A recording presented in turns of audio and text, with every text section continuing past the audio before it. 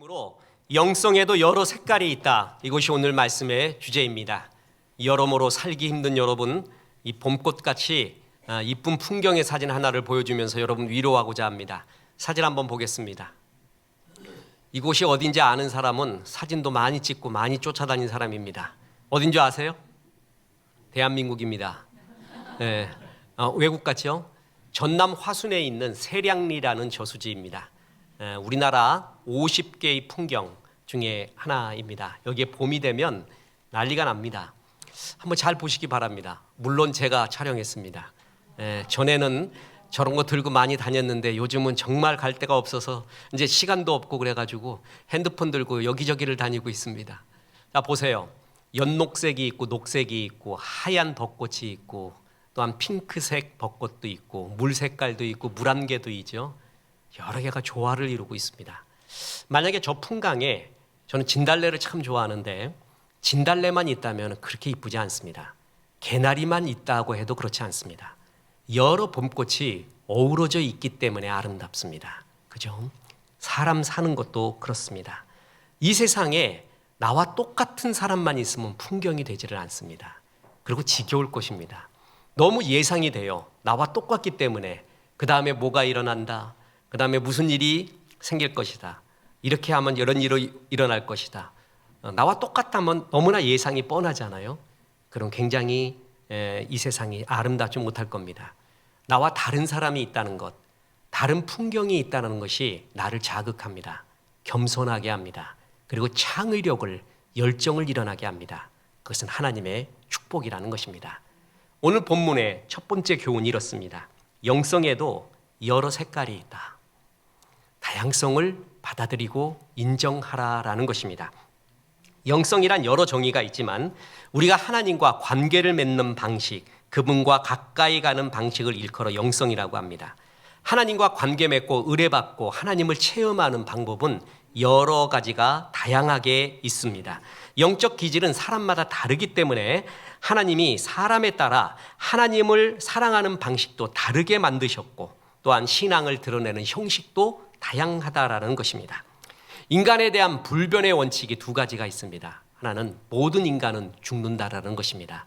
또 하나 모든 인간은 고난 속에서 산다라는 것입니다. 그리스도인도 예외가 아닙니다.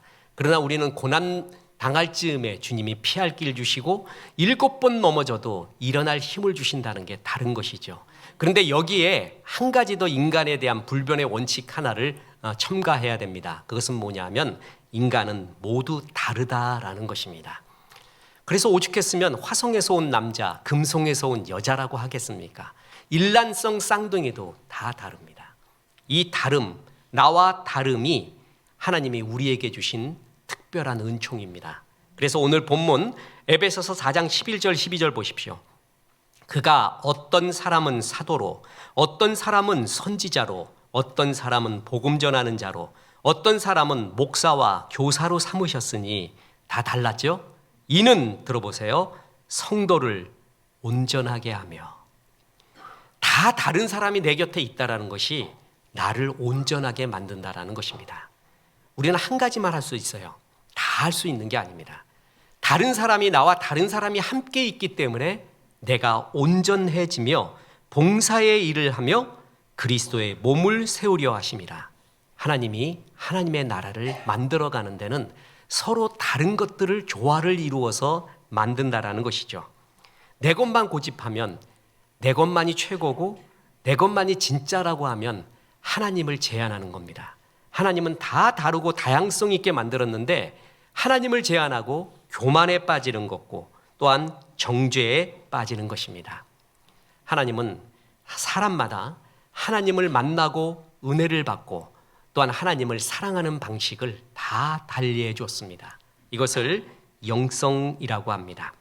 복음주의 영성학자 게리 토마스라고 있습니다. 추천해 줄 만한 건강한 작가입니다.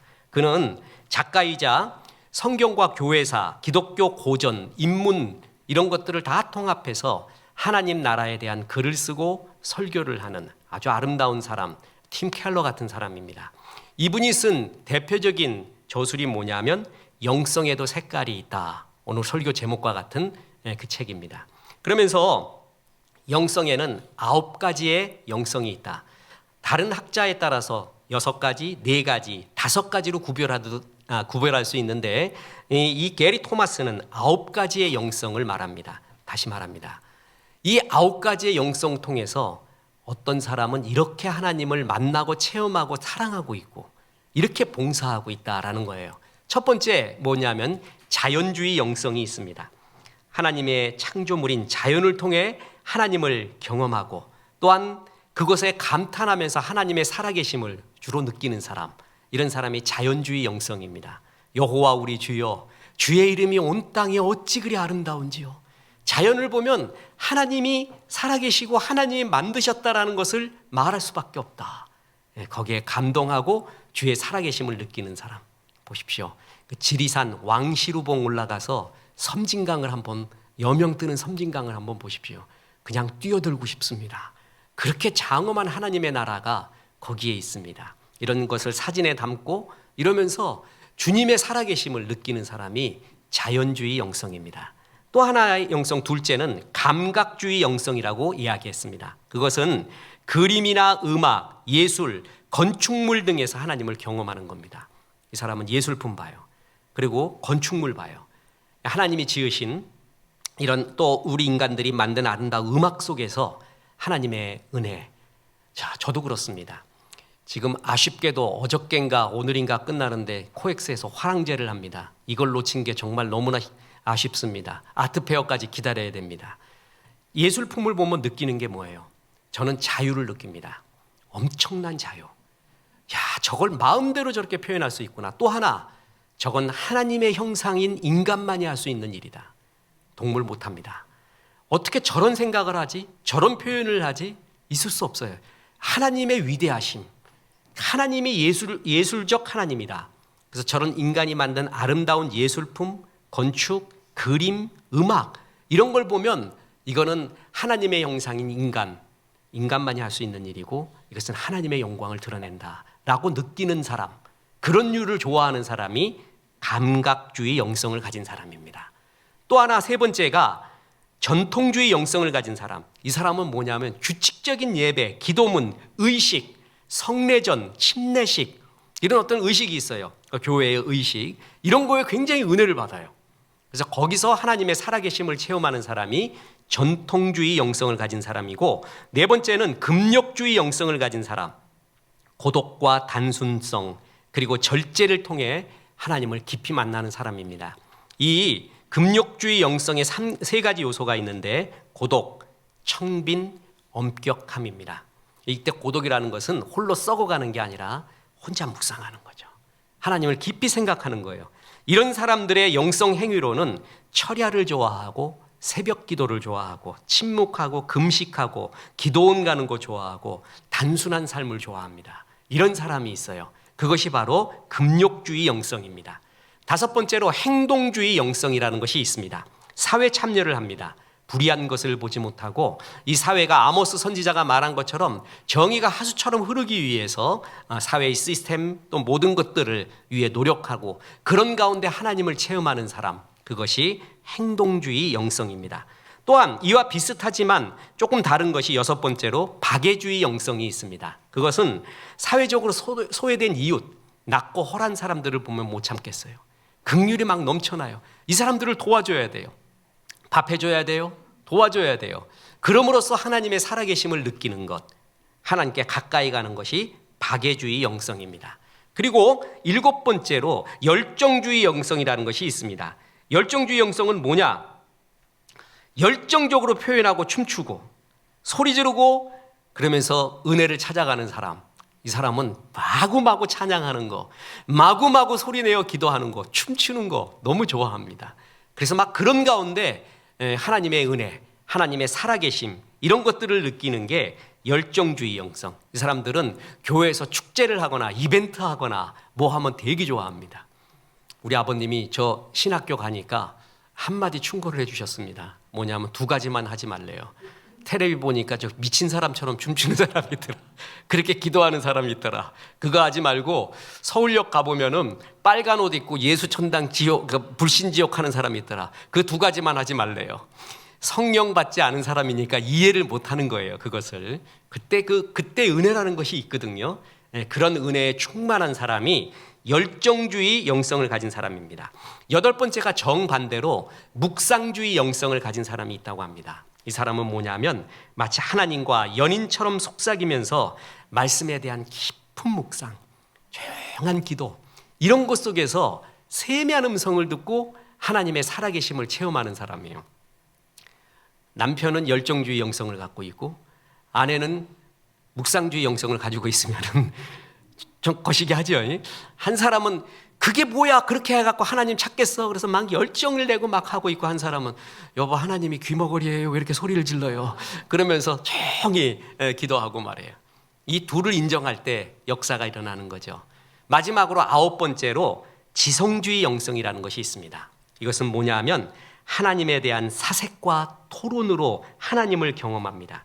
하나님에 대한 철학적 토론, 철학적 질문, 본질적 질문을 통해서 하나님을 발견해가는 사람이에요. C.S. 루이스 같은 사람이 대표적입니다. 팀 켈러도 그렇습니다. 왜 우리에게 죽음은 있지?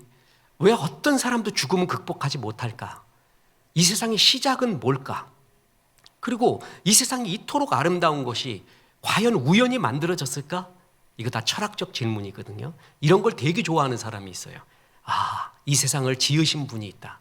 이 세상이 정교하다. 말도 못하게 모든 만물은 정교하다. 정교하다는 것은 더 정교한 분이 만들지 않고는 이게 우연히 될 수 있는 일인가? 있을 수 없다. 이런 속에서 하나님을 발견해가는 사람, 이게 바로 지성주의 영성이라고 합니다. 이렇듯 하나님을 찾아가고 은혜를 받고 하나님을 사랑하는 방식은 한 가지가 아니라 다양하다라는 거예요. 그래서 영성에도 뭐가 있다? 색깔이 있다라는 것입니다. 빛은 한 가지로 보입니다. 그런데 스펙트럼을 통과하는 순간 빨주노초 파남보로 변합니다. 믿음은 하나입니다. 하나님도 하나예요. 그런데 사람마다 그 믿음을 표현하는, 은혜를 받는 방식이 여러 가지예요. 빨주노초 파남보로 나와요. 그것이 다 모였을 때 얼마나 아름답습니까? 하나님은 이렇게 다양성의 하나님입니다. 그런 가운데 그 다양한 것을 볼 때 성도를 온전하게 하며 내가 온전해지는 거예요. 원래 내 것만 갖고 있을 때 나는 불완전하고요. 우리는 부분적으로 알고 부분적으로 예언한다고 했어요. 내가 아는 게 다가 아닙니다. 내가 아는 것은 항상 부분입니다. 그런데 저 다른 부분을 저 사람이 갖고 있어요. 다른 부분을 갖고 있어요. 그걸 볼 때 도전을 받습니다. 그러면서 내가 온전해지고 그리스도의 몸을 세워가며라, 이렇게 말씀하고 있다는 것입니다. 분명한 것은 이 9가지 영성을 가지고 있는 것, 9가지 영성에도 다 약점이 있습니다. 근데 그것은 이 주제에서 벗어나기에 절제하고 다음 기회로 하겠습니다. 어찌됐든 하나님을 만나고 체험하고 사랑하고 은혜 받는 방식이 여러 가지다. 한 가지가 아니다라는 것입니다. 묻습니다. 여러분은 어떤 것이 좋습니까? 어떤 것을 할 때, 지금 9가지 중에 어떤 것을 할 때 가장 하나님이 옆에 계시고 살아계시는 것을 느낍니까? 그게 나의 기질입니다. 내게 주신 영적인 영성이고 영적 기질이고 여기에는 높낮이가 없습니다. 하나님이 다 다양하고 아름답게 인도하신다라는 것입니다. 유엔이 선정한 가장 아름다운 시가 있습니다. 유엔에서 말해요. 그러니까 얼마나 멋있겠어요. 그래서 대단한 문학가의 시인 줄 알았더니 어느 아프리카 소녀의 시였습니다. 거기에 이런 시가 나옵니다. 태어날 때 내 피부는 검은색, 자라서도 검은색, 태양 아래 있어도 검은색, 무서울 때도 검은색, 아플 때도 검은색, 죽을 때도 나는 여전히 검은색이죠.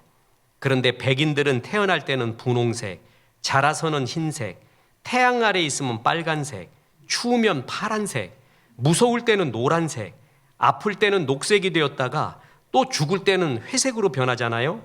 그런데 백인들은 왜 나를 유색인종이라고 하나요? 흑인은 다 똑같아요. 그죠? 너희들이 변하잖아. 그런데 왜 나를 유색인종이라고 차별을 하는가? 우리의 가슴을 울리는, 반성하게 하는 글 아닙니까? 다른 거, 나와 다른 것을 틀리다고 할 수가 없어요. 물론 이단, 그리고 악한 것, 이런 것은 아닌 것은 아닙니다. 그런데 그렇지 않고 똑같이 하나님을 사랑해요. 그 사랑하는 방식이 다를 뿐이에요. 그런 것은 다 받아들일 수가 있는 거예요. 그래서 교회마다 교파들이 다른 것입니다. 우리는 침례교잖아요. 장로교, 성결교, 순복음교, 감리교, 루터교 다 색깔이 다른 것이 하나님을 사랑하는 방식이 좀 다를 뿐이지 그것을 분열이다 이렇게 이야기해서는 안 됩니다. 사랑하는 방식 또 그 빛을 드러내는 방식이 다 다르다라는 것입니다. 이 다름은 나다움이고 나다움이 나의 유일한 본성이고 다름이 시인을 시인되게 하는 것입니다. 사람을 존중한다는 것은 다름을 존중한다는 것입니다. 또한 사람을 사랑한다는 것이 다름을 인정하고 받아들인다는 것이에요. 언젠가 제가 저의 소원이라고 하면서 요한복음 3장 16절 하나님이 세상을 이처럼 사랑하사 그 이처럼 사랑한 것에 100분의 1만 알아도 내 삶은 더 달라질 것 같다. 그래서 이 사랑 설교를 꼭 하고 싶다고 했잖아요. 사랑은 한 컵에 담을 수 없습니다. 이게 사랑이야 라고 하는 순간 태평양 물을 한 컵에 담아서 이게 태평양이라고 하는 거하고 똑같습니다. 그래서 성경도 사랑은 이거다라고 하나만 얘기하지 않고 신구약 성경 전체에 펼쳐놨습니다. 그 사랑의 조가리들이 있습니다. 그 조각을 다 모아야 사랑이 뭔지를 아는 거예요. 그렇게 배워가고 있는데 저는 지난번 우리 고난주간에 1일 부흥회했을 때 우리 김하준 장로님 대사님이 말씀 간증한 것 중에서 하나 영감을 얻었습니다. 사랑은 그를 위해 기도해 주는 거래요. 그래서 내가 그때 맞아 그거 받아들인다. 사랑은 뭐냐? 그를 위해 기도하는 거다. 그리고 오늘 말씀 연구하면서 더 느낀 게 있습니다. 사랑이 또 뭔지 아세요? 다름을 인정하고 존중하는 것입니다. 나와 다른 것을 인정해 줘야 돼요. 그리고 존중하는 것이 사랑의 시작이라는 것입니다. 서로의 다름을 인정하고 존중하면 그 다름 속에서 면면이 흐르고 있는 같음을 느끼게 됩니다. 그런데 다른 것을 계속 정죄하기만 하면 아무것도 안 보입니다. 교만해지고 하나님을 제한하게 되는 것입니다. 저는 우리 집사람이 꽃을 참 좋아합니다. 그냥 오밀딱조밀딱하게 이렇게 만드는 것도 좋아하고요. 그런데 저하고 취향이 정달라요. 저는 어떤 꽃이 좋냐면 화끈한 꽃이 좋습니다. 저는 그 색깔도 좋아하는 게 쿠바의 색깔을 좋아해요. 쿠바 아세요? 쿠바의 그 벽화 보시죠? 그리고 걔들이 입고 있는 옷, 또 이런 쿠바의 그 강한 하늘과 강한 바다, 또 그것을 대비를 이루는 색감들, 그 원색적인 색감이죠. 그냥 그런 걸 볼 때 굉장히 이렇게 쾌감을 느낍니다. 와, 저게 진짜 색이야. 그 고야의 색 같은 거 보세요. 아주 멋집니다. 근데 우리 집사람은 이게 뭔 색인지도 몰라. 희키머리하니 그냥 파란색도 아니고 분홍색도 아니고 흰색도 아닌 이상한 색깔 갖고 와서 이쁘대요. 근데 내가 이게 무슨 색이야 그러면 다 섞여 있대. 나는 확실한 게 좋아. 그냥 확실한 모습이 좋은데 그래요. 그리고 나는 나무도 이렇게 멋진 나무 큰 거 하나 있는 것을 좋아하는데 집사람이 요만한 게 여러 개 섞여 있는 거 있죠. 그러면서 그것도 하나만 있는 게 아니라 여러 개 섞여 있는 게 이렇게 이쁘지 않냐 봐. 그러면 거기에 요만한 거에 꽃이 한 10개 들어가 있어요. 얼마나 신비롭니. 난 눈이 아프다 그랬어요. 눈이 아프다. 그러니까 이게 무슨 색깔이냐 확실해야지. 그러고 이제 서로 지납니다. 그때 느끼는 게 이 집사람이 이걸 좋아하는구나. 이런 색감을. 요 예리예리한 수채색, 무슨 색깔인지도 모르는 그런 그 무경계에 있는 이런 것들을 좋아하는구나. 막 요매한 걸 또 갖고 와서 난 에어리언이 R이냐 이게 무슨 이런 걸 갖고 왔냐. 확실한 한 가지. 근데 집사람한테 그걸 배웁니다. 이 색감, 이런 경계가 없는 색감을 좋아하는 사람이 있구나. 그리고 가만 보니까 재밌어요. 그러면서 조그만 꽃들 피어 있는 거 보고 이야기 같대. 이야기. 뭐가 이야기하는 것 같아. 그래. 처음에 뭔 말인지도 모르겠어요. 근데 가만히 보니까 진짜 이야기하는 것 같아요. 꽃들이. 나 예쁘죠? 나도 여기 있어요. 그래서 오밀딱조밀딱 피어 있으면서 말해요. 저는 노래를 좋아하는 게 저는 밝은 노래를 좋아합니다. 어릴 때부터 그랬습니다. 밝고 물방울 통통 튀는 듯한 노래, 존 덴버 같은 노래, 포크송, 그런 노래를 좋아했고 우리 집사람은 약간 좀 우중충한, 약간 슬픈 노래. 그러면서 이제 음악성이 있는 뭐 이런 노래들을 좋아했어요. 그래서 그게 노래인 줄 알았대요. 그게 음악인 줄 알았대요. 근데 저를 만났지 않습니까? 오래 살았지 않습니까? 지금 집사람이 밝은 노래 좋아해요. 밝고 신선한 노래, 물방울 튀는 듯한 그런 노래 들으면 얼마나 상쾌한지 몰라요. 봄 햇살 같잖아요. 그 영화에 그 크라이스프라고 있잖아요. 크리스프 크라이스프. 햇살이 내 뺨에 와서 탁탁탁 부딪히면서 바삭바삭하는 거, 그런 게 좋아요. 그러니까 얼마나 기쁘고 상쾌합니까? 그런 걸 계속 듣고 같이 이야기를 하다 보니까 집사람도 그걸 좋아합니다. 서로 달라요. 다르기 때문에 이런 세계도 있구나. 그래서 이런 세계도 아름다운 거구나. 서로가 도전을 받는 거예요. 그래서 온전해지는 거예요. 그런데 그 다름 속에서 내 것만이 최고다라고 하면 그게 하나님의 다양성을 제한하는 겁니다. 그리고 하나님이 주신 것을 겸손하게 받지를 못하는 거고, 교만해지는 거고, 정죄하는 것입니다. 우리 성도님들도 보면 기도할 때 막 야단치는 사람이 있어요. 야단을 내야 은혜를 받는 사람이 있어요. 소리 지르고 손 들고 기도할 때도 벽치기, 뒹굴기, 뜀뛰기 뭐 그런 거 다 있거든요. 어떤 사람은 샤브샤브 기도를 샤브샤브. 뭔 기도하는지도 몰라요. 다 다른 것입니다. 한 분은 다른 사람한테 내가 소리 지르면은 다른 사람한테 방해가 될까 봐 조용히 기도하는데, 그러다가 은혜를 받는 사람 조용히 하지만, 어떤 사람은 소리 질러야 기뻐요. 마음껏 찬양해야 기뻐요. 영성이 다른 거예요. 그것은 틀린 것은 아닙니다. 우리 순복음교회 같은 경우 보세요. 거기 부흥회 하면은 그 부흥회 전에 부흥회 다 끝난다 그랬죠. 부흥회 전에 끝났어요. 벌써 부흥회. 막 벌써 다 은혜 받고 야단이에요. 기도 시작합시다 그랬더니 종이 없어. 거기 종이. 종을 땡땡 쳐야지 끝나고 내가 마무리 기도하는데 끝을 못 내겠네. 계속 하고 있어갖고 그런 기도해요. 소리 지르면서 아직도. 옛날에 북까지 친 거 아세요? 북. 근데 요 압구정동에 있는 모 교회는 거긴 소리를 내지 않습니다. 조용히 기도합니다. 거기서 예배 인도할 때, 자, 오늘 말씀 받았으니 이 말씀과 붙잡고 우리 주여 3차가고 하나님께 나가봅시다. 주여! 그랬더니 아무도 안 해. 아무도. 나 혼자 했어. 나 혼자. 두 번째, 세 번째 할 때는 소리가 너무 작아져요. 미안해서. 그래서 주여는 안 했지. 그러면 통성기도 합시다 그랬어요. 그래서 통성기도 합시다 그랬더니 나 혼자 하고 있어. 나 혼자 통성기도. 성도님들 다 그냥 샤브샤브 기도하고 있어요. 샤브샤브. 목사님이 나중에 끝나고 당황하셨지요? 그러면서 말을 합니다. 우리 교회에서는 큰 소리로 하면은 옆에 사람한테 방해가 될까 봐 처음부터 우리 조용히 기도하라고 가르쳤습니다. 라고 말합니다. 묻습니다. 여러분, 크게 소리 지르고 하는 기도가 옳아요? 샤브샤브 기도가 옳아요? 다 옳은 거예요. 영성이 다른 거예요. 영성이. 그러니까 크게 소리 지르는 사람이 그게 무슨 기도냐? 어? 기도원께 3년이면 방언한다고 방언도 못해. 그리고 그게 무슨 기도냐? 하나님께 소리 질러야지. 이렇게 말하면 안 돼요. 조용히 기도하는 사람이 이렇게 말합니다. 하나님이 귀머거리냐? 꼭 그렇게 해야겠니? 옆에 사람 방해되잖아. 내 기도도 섞어버리잖아. 내가 무슨 기도하는지도 모르겠다. 네 기도 때문에. 이렇게 얘기해서도 또 안 되는 거예요. 다 다른 것입니다.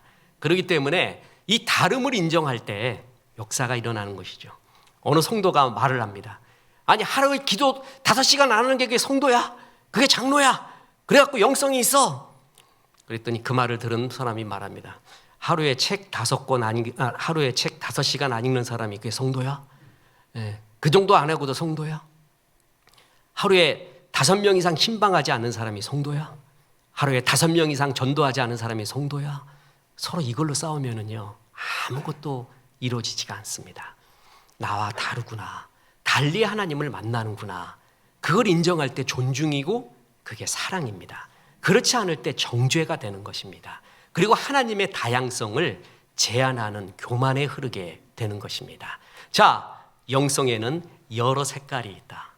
그래서 그 다양성을 받아들이고 성도가 온전히 하는데 사용하고 내가 그것을 보고 도전을 받아라. 또 한 가지가 있습니다. 결론입니다. 내게 주신 것에 집중하라 라는 것입니다. 오늘 본문 요한복음 17장 4절 보겠습니다. 아버지께서 내게 하라고 주신 일을 내가 이루어 아버지를 이 세상에서 영화롭게 하였사오니. 예수님의 기도죠. 하나님이 언제 영화를 받는가, 영광을 받는가? 내게 하라고 하신 일. 그 일을 이루었을 때입니다. 짜장면은 짜장 맛을 내면 됩니다. 나는 짬뽕 맛을 낼 필요가 없어요. 그것은 내 사명이 아니기 때문에 그렇습니다. 그런데 짬뽕이 부럽다고 짜장면에 짬뽕 국물 부으면 뭐가 된다고요? 개밥이 됩니다. 하나님은 짜장 인생을 살도록 했는데 내가 개밥 인생이 돼서는 안 됩니다. 하나님께 영광 돌리는 것은 내게 하라고 하신 일, 그 일을 할 때입니다. 우리 9가지 영성 중에 내가 속한 것이 있을 것입니다. 그걸 기뻐하세요. 그걸 갖고 기뻐하고 거기에 영광 돌리면 되는 거예요. 이런 걸 보고 나는 하나님께 하나님을 찾고 여기서 하나님께 은혜를 받고, 그럼 그러지 않은 사람이 야, 이렇게 은혜 받는 사람도 있구나, 그러면서 서로가 세워지게 된다라는 것입니다. 그중에 내게 주신 것, 거기에 나는 집중해야 됩니다. 여러분, 멋지다라는 말이 있고 멋이 나다라는 말이 있죠. 참 못나다, 멋이 나다, 그 말이 참 재밌는 말입니다. 멋이 나이지 멋이 남이 아니라는 거예요. 멋이 나다, 나일 때 멋이 나는 것이지 남이면은 멋이 남지 않습니다. 그래서 멋이 나다예요. 멋이 나다, 멋이 남다가 아니라, 이 말이 이해가 안 가면은 예배 마치고 기도를 받으셔야 돼요. 여러분, 좀 이렇게 안수를 좀 받으셔야 돼요. 이건 받아야 되는 일이에요. 이거는 멋이 나다, 멋은 나지 남이 아니라는 거예요. 나의 모습을 하나님이 내게 주신 것을 나타날 때 그것이 뭐라고요? 멋이라는 것입니다.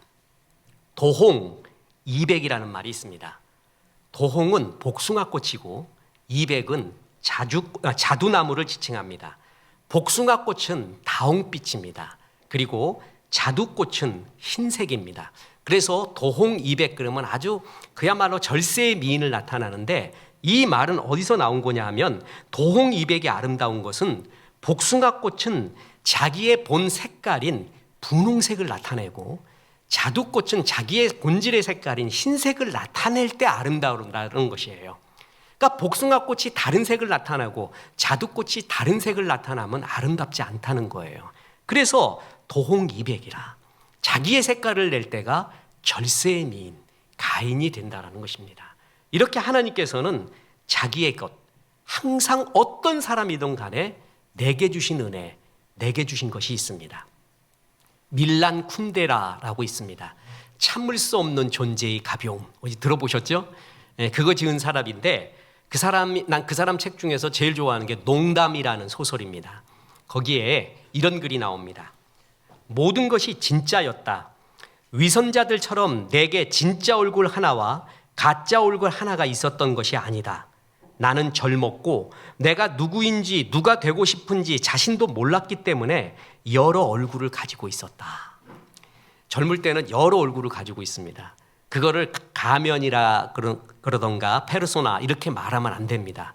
왜냐하면 젊을 때는 내가 누군지를 몰라요. 그래서 되고 싶은 것이 있거든요. 그래서 그 되고 싶은 얼굴을 자꾸 따라다녀요. 그러면 그게 가짜냐? 아니다. 그때도 그건 나였다. 그런데 나이 들면서 어떻게 되는 거예요?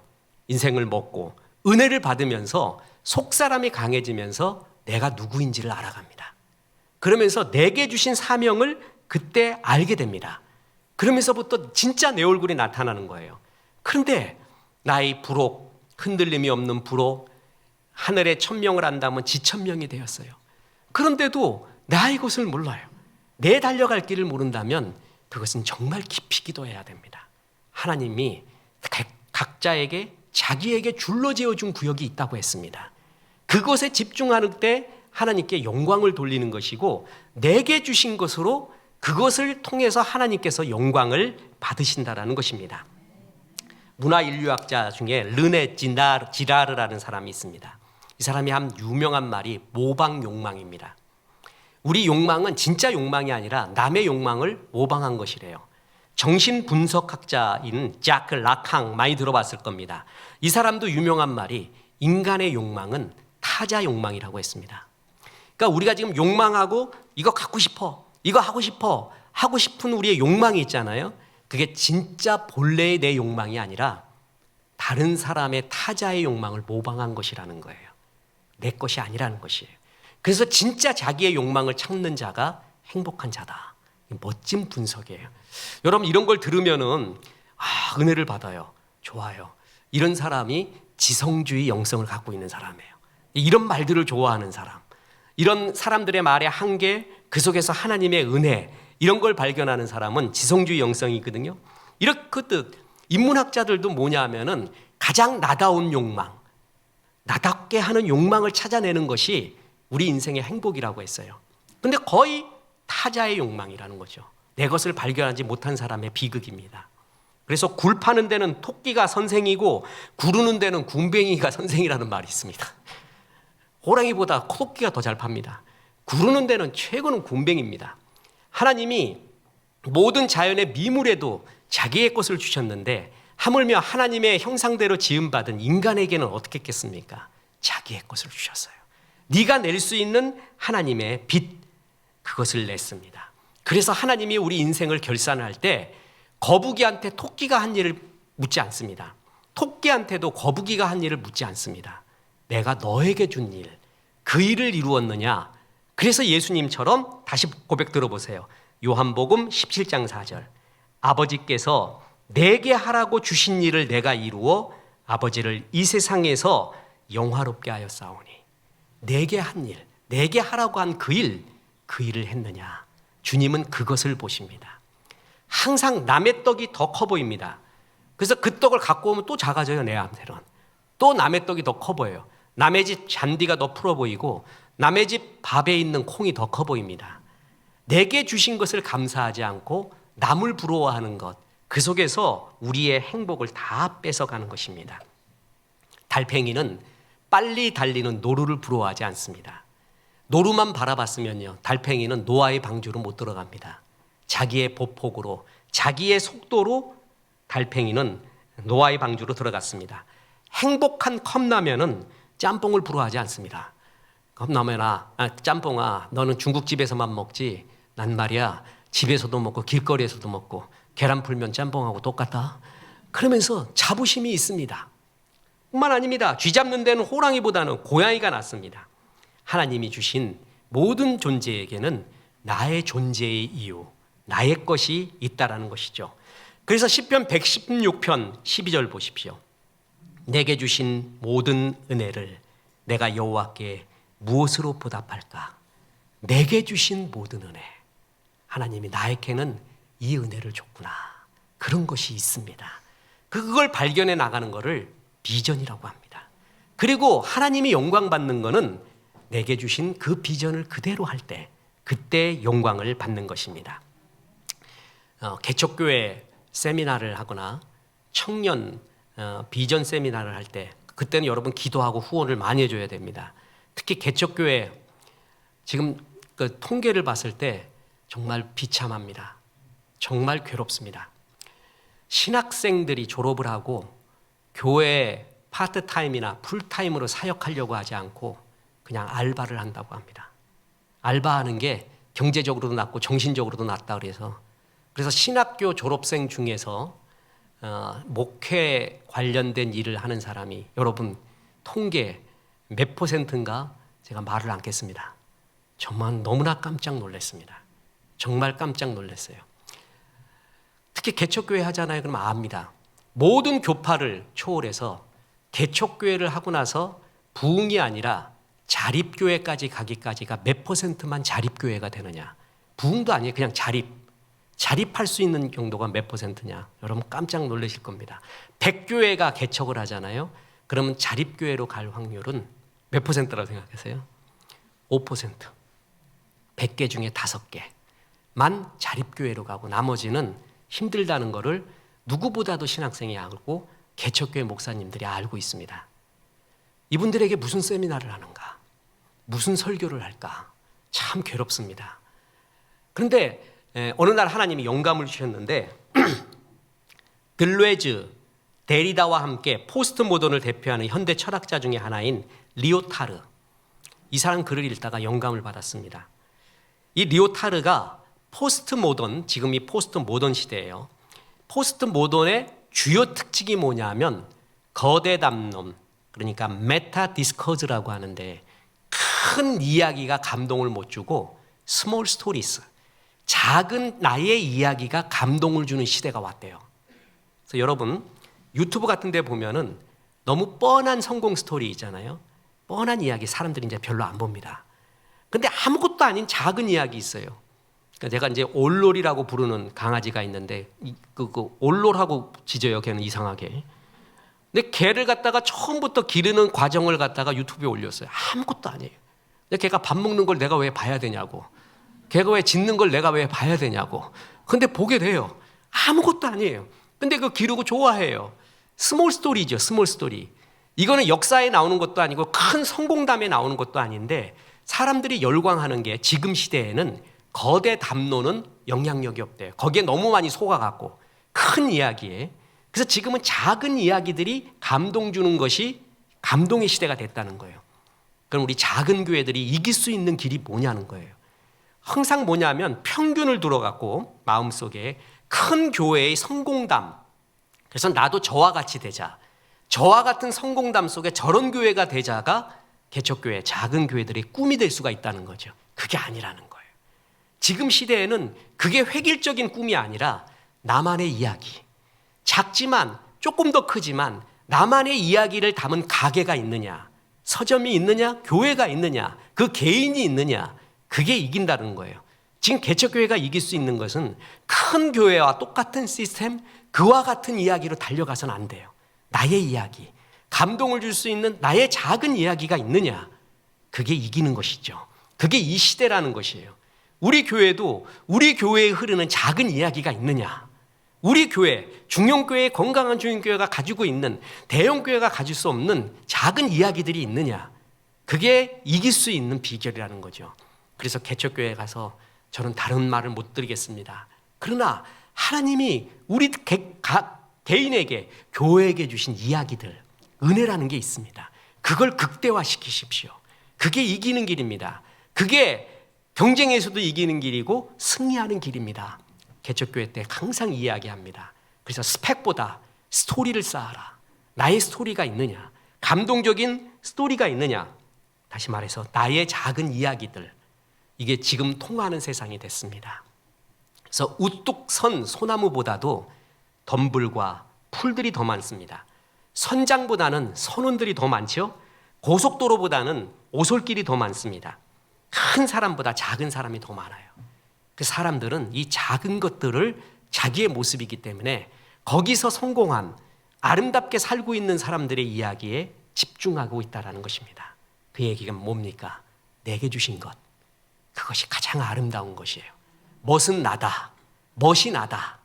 멋은 남다가 아니라 멋은 나예요. 내게 주신 것을 그대로 할 때 아름다움이 있고 역사가 있다는 것입니다. 그때 치유도 일어납니다.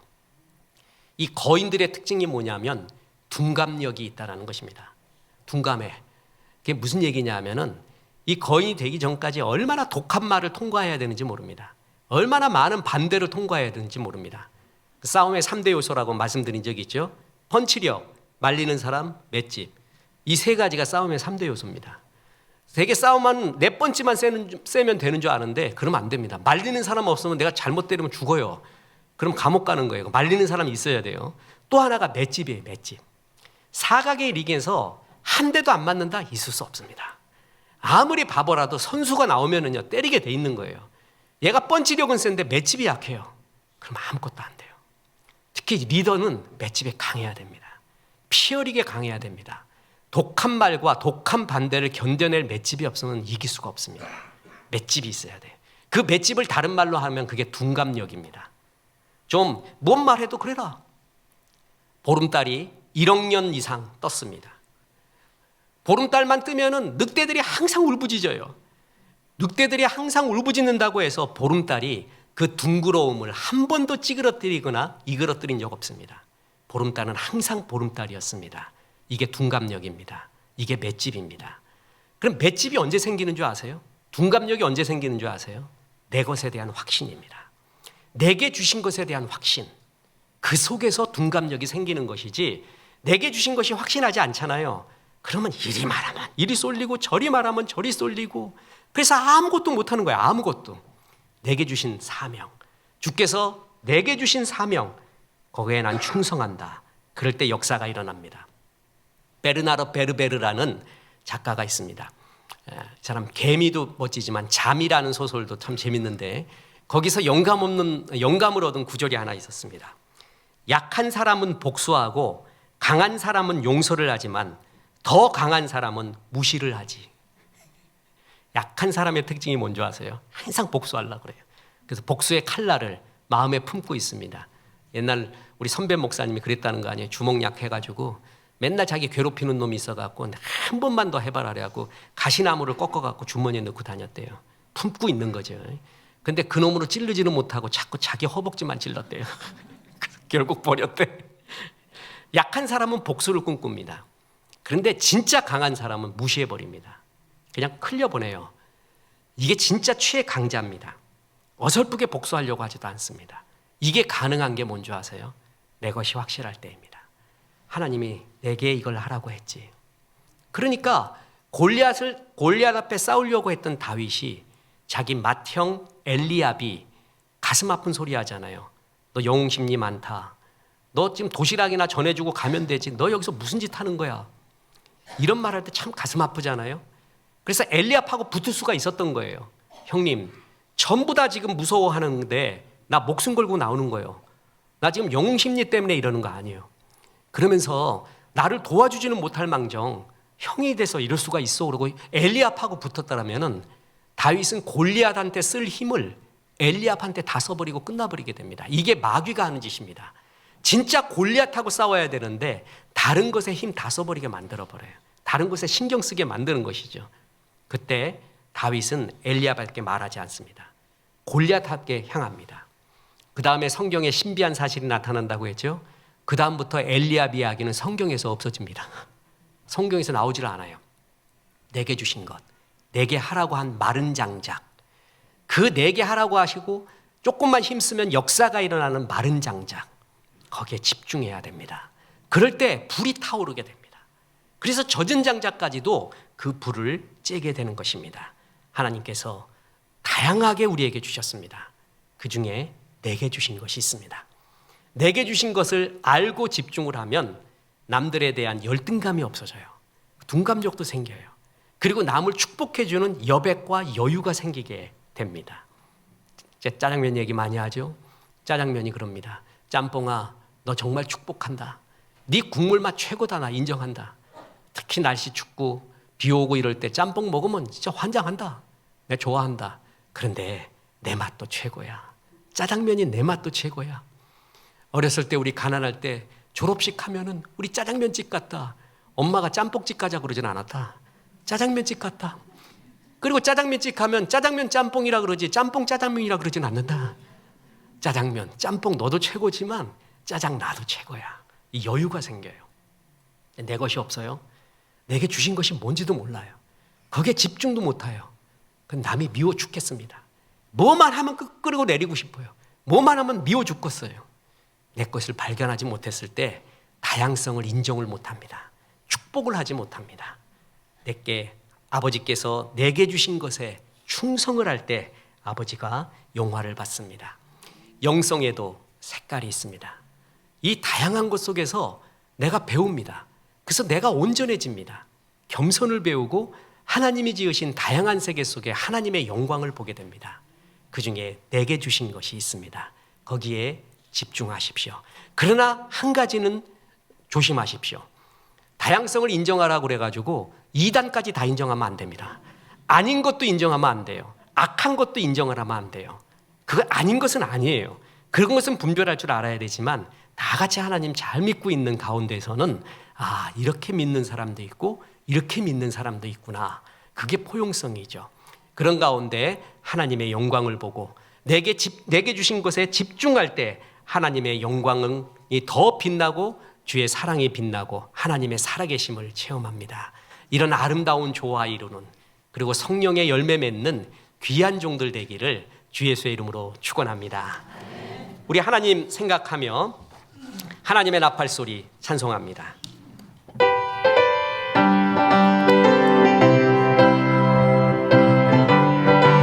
와 하나님의 크신 사랑과 성령님 다양한 성도들을 보라 하시고 내 것에 집중하라 말씀하시는 말씀에 아멘한 성도들에게 함께 하셔서 끝날까지 영광 받으시기를 우리 구주 예수 그리스도 이름으로 축원하옵나이다. 아멘.